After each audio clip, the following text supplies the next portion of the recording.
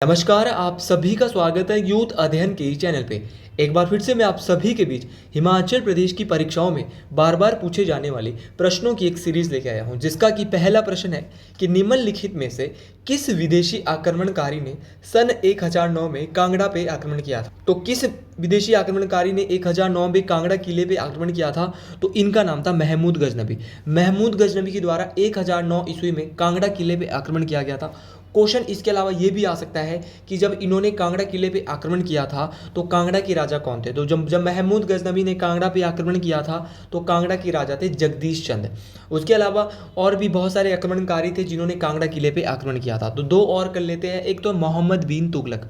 मोहम्मद बिन तुगलक के द्वारा 1337 में जो है वो आक्रमण किया गया था कांगड़ा किले पे, और उस समय जो कांगड़ा के राजा थे वो थे पृथ्वी चंद। फिरोज शाह तुगलक के द्वारा किया गया था 1365 में, और 1365 में जो कांगड़ा के राजा थे वो थे राजा रूपचंद।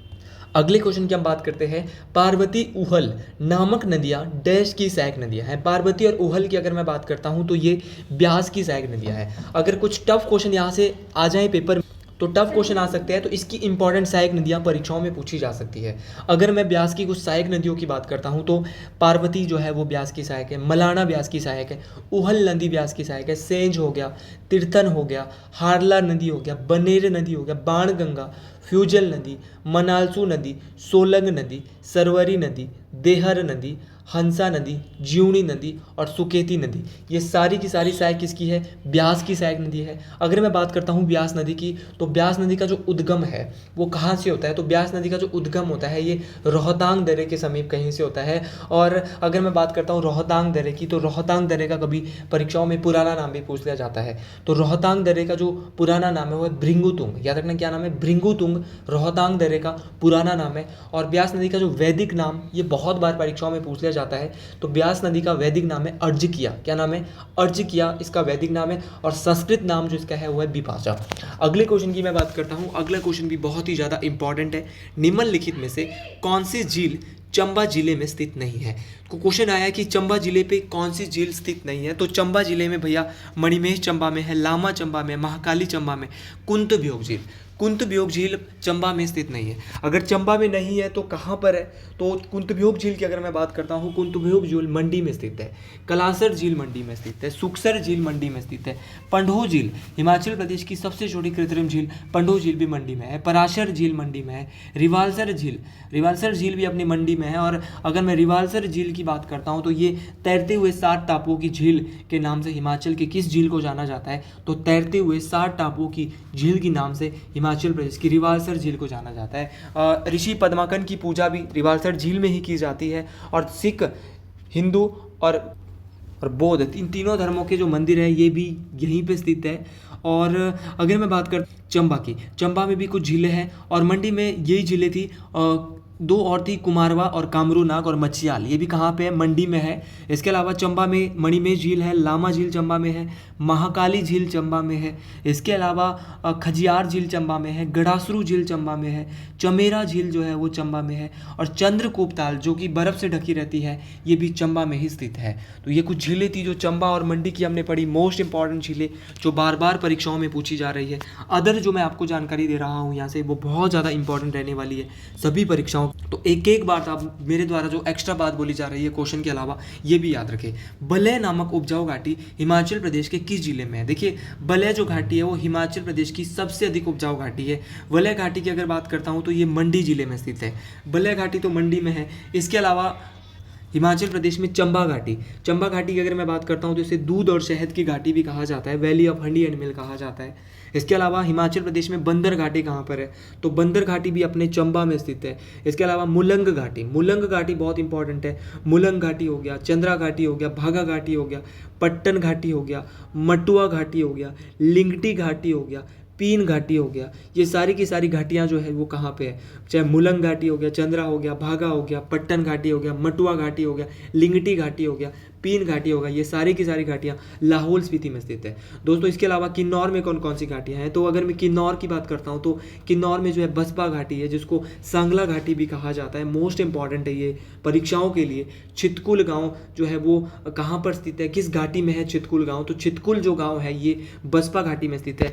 और अगर मैं बात करता हूँ एक हंगरंग घाटी, बहुत इंपॉर्टेंट है हंगरंग घाटी। हंगरंग घाटी की अगर बात करता हूँ तो ये किन्नौर में स्थित है हंगरंग घाटी। और इसके अलावा रूपा घाटी, रूपा घाटी भी किन्नौर में है।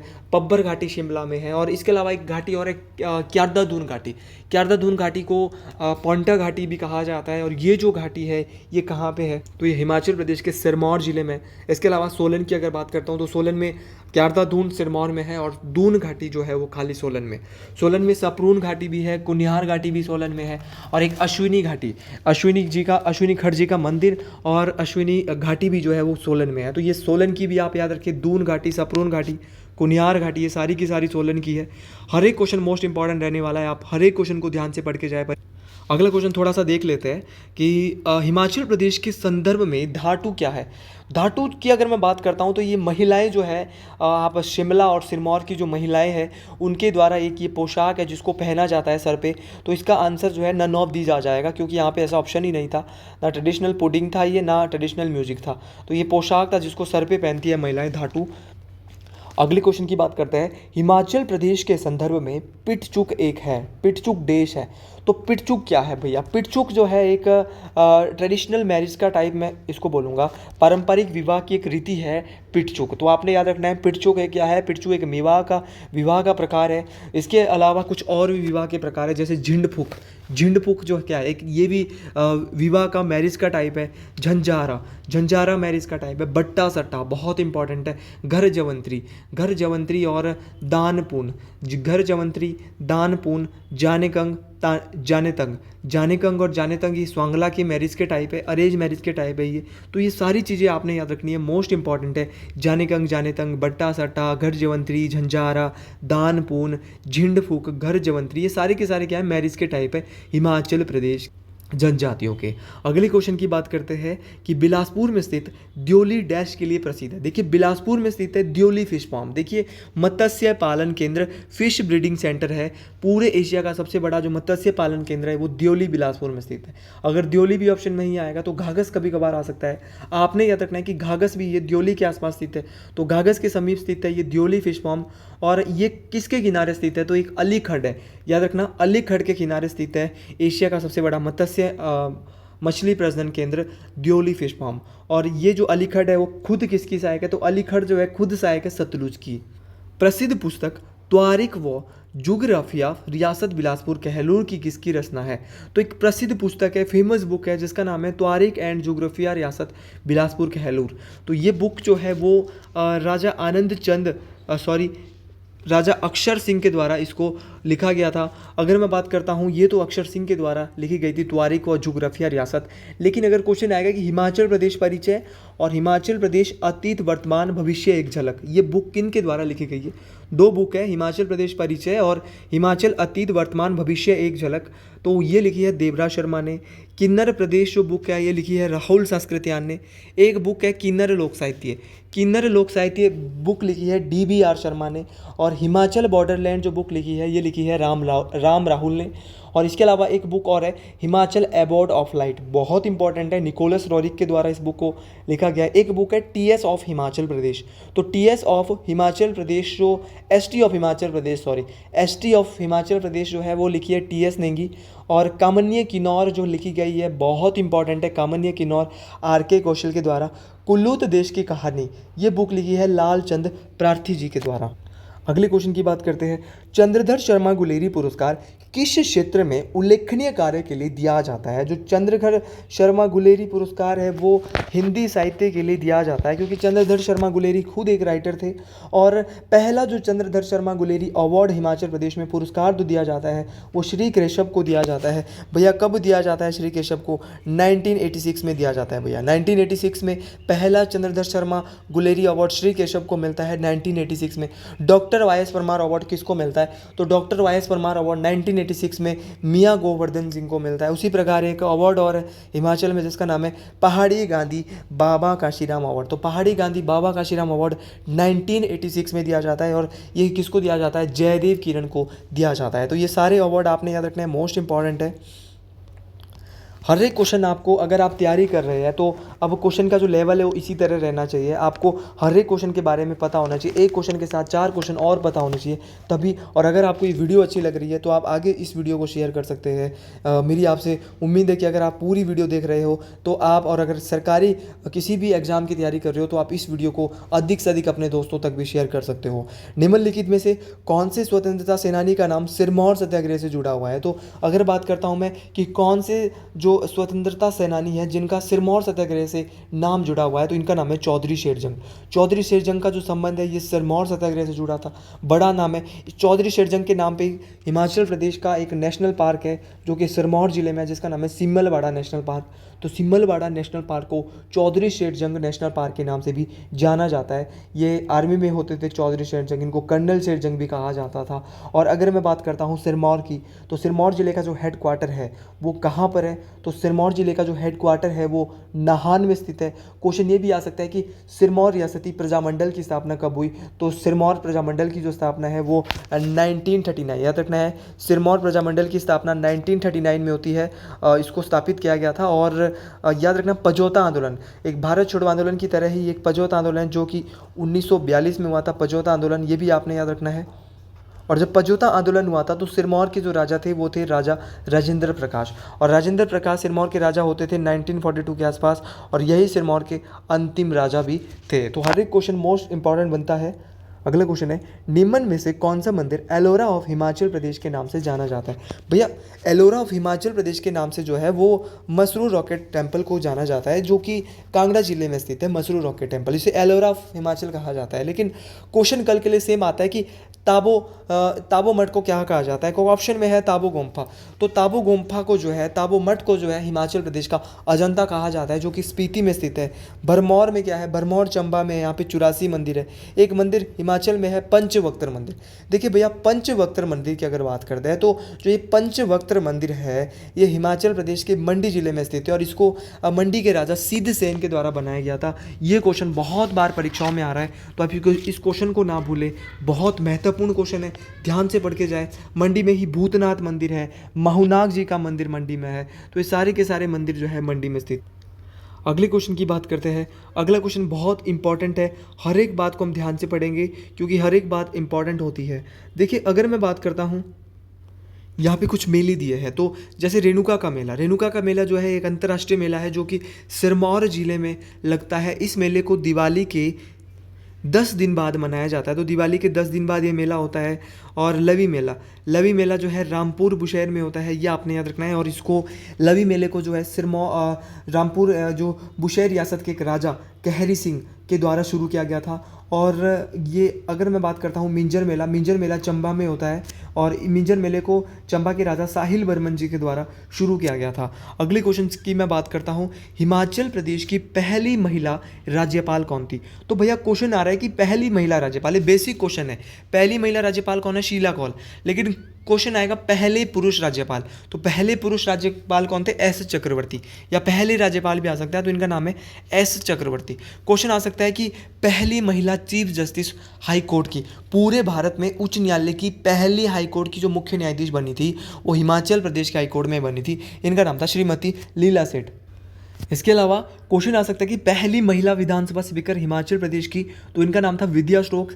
पहले चीफ कमिश्नर हिमाचल प्रदेश के, बहुत बार परीक्षाओं में पूछे गए, एनसी मेहता। पहले डिप्यूटी चीफ कमिश्नर, इनका नाम ईपी मून था। और पहले उपराज्यपाल जो थे, इनका नाम मेजर जनरल हिम्मत सिंह था। और पहले राज्यपाल आपको बता चुका हूँ, एस चक्रवर्ती।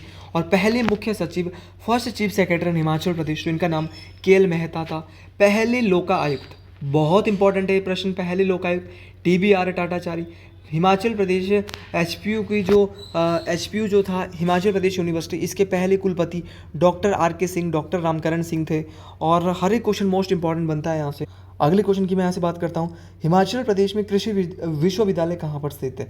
तो अगर बात करता हूँ मैं कृषि विश्वविद्यालय, तो कृषि विश्वविद्यालय जो है ये पालमपुर में स्थित है। देखिए इस विश्वविद्यालय को जो है वो श्रवण कुमार कृषि विश्वविद्यालय के नाम से भी जाना जाता है। इस विश्वविद्यालय की जो स्थापना है वो 1978 में हुई थी, ये भी आपने याद रखना है। और इसके अलावा एक क्वेश्चन और आता है कि doctor Y S. Parmar horticulture and forestry university Himachal Pradesh के कहाँ पर स्थित है। भैया डॉक्टर वाई.एस. परमार हॉर्टिकल्चर और फॉरेस्ट्री यूनिवर्सिटी नौणी सोलन में स्थित है, इसकी स्थापना हुई थी 1985 में। इसके अलावा हिमाचल प्रदेश है जो यूनिवर्सिटी, उसकी हम थोड़ी देर पहले बात कर रहे थे, उसकी स्थापना जो होती है वो होती है भैया 1970 में, ये भी आपने याद रखना है। एचपीयू की स्थापना 1970 में होती है।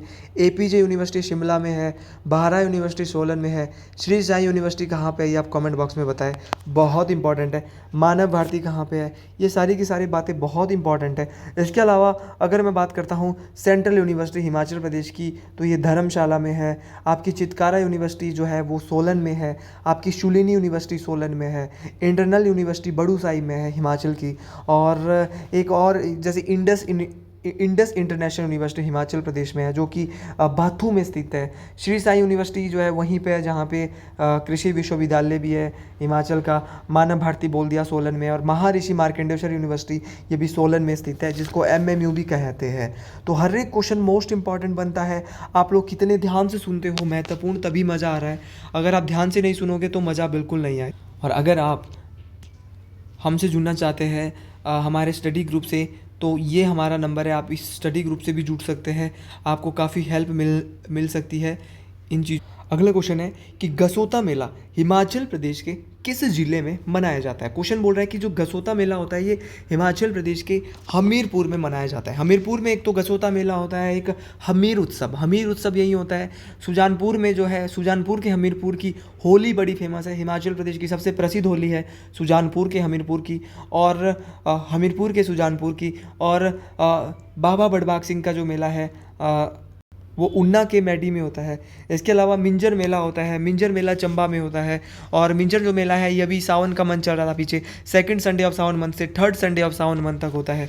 नलवाड़ी मेला होता है बिलासपुर में, बिलासपुर ऑप्शन में दिया था, तो यहाँ नलवाड़ी मेला होता है। इस नलवाड़ी मेले को 1889 में डब्ल्यू गोल्डस्टीन के द्वारा शुरू किया गया था। क्वेश्चन ये भी परीक्षा में आ सकता है, कब नलवाड़ी मेला लगता है, तो ये भी याद रखना भैया, मार्च के महीने में ये नलवाड़ी मेला लगता है, इंपॉर्टेंट है ये। और क्वेश्चन ये भी आ सकता है कि जो हमारा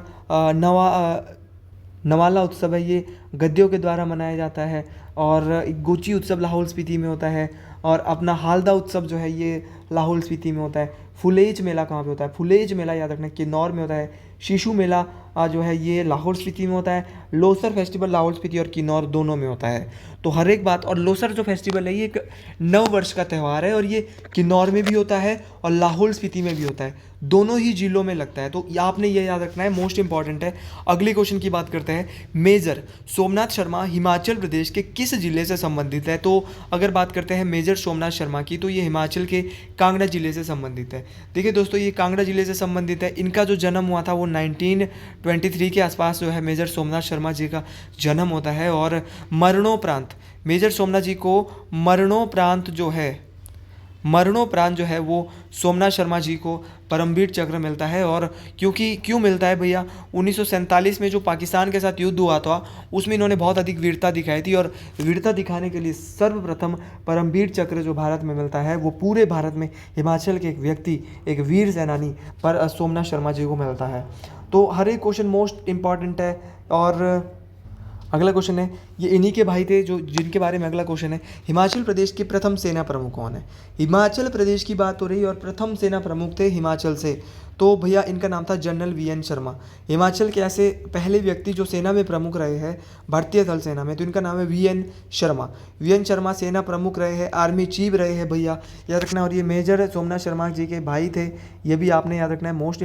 अगले क्वेश्चन की बात करते हैं कि किस हिमाचली स्वतंत्रता संग्राम के दौरान अंग्रेजों का साथ देने से मना कर दिया था। तो कौन सी रियासत ऐसी थी, तो भैया बुशेर रियासत की अगर मैं बात करता हूँ, जो 1857 के दौरान जो क्रांति हो रही थी, तो बुशेर रियासत के एक राजा थे जिनका नाम था राजा शमशेर प्रकाश।